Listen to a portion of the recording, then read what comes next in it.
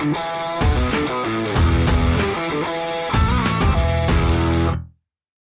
semua, selamat datang. Anda bersama dengan saya hari ini, Jawahir, sebagai host anda di Seminar XM Malaysia Februari di Kuala Lumpur. Dan di sini saya bersama dengan pemenang utama untuk seminar kita pada hari ini. Hai Encik, apa khabar? I'm good.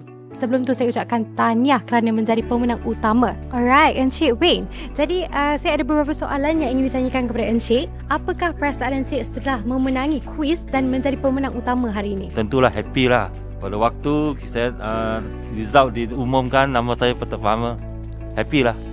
Happy. Jadi sekali lagi tahniah diucapkan. Okey, dan seterusnya, apa pendapat Encik tentang seminar kita pada hari ini? Encik suka tak? Saya suka sekali. Ini sudah tahun ketiga. Wow, tahun ketiga Encik sertai seminar exam. Berapa lama Encik telah berdagang dengan exam? Saya berdagang dengan exam sekitar 4 tahun. 4 tahun. Jadi terima kasih diucapkan kepada Encik kerana terus memilih exam sebagai platform dagangan pilihan Encik. Dan seterusnya, kenapa Encik pilih exam? Saya suka satu platform yang stabil, boleh keluar wang dengan cepat, aman itu. Ya, betul. Jadi XM sentiasa menyediakan yang terbaik untuk semua pedagang XM. Apa mesej yang Encik nak sampaikan kepada semua pedagang XM di luar sana? Cuba XM, ya, cuba XM. Ada banyak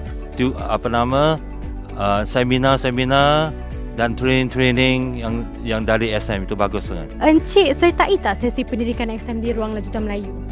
Sudah 3 tahun saya ikut, bukan hanya untuk seksi lanjutan Melayu, juga ada seksi lanjutan dari international. Dua-dua pun dari Malaysia boleh ikut ya. Alright, jadi itulah dia sedikit interview session bersama dengan pemenang utama untuk sesi seminar kita pada hari ini. Dan sekali lagi saya ucapkan tahniah kerana menjadi pemenang untuk hari ini. Jadi kita akan jumpa di acara yang seterusnya. Thank you.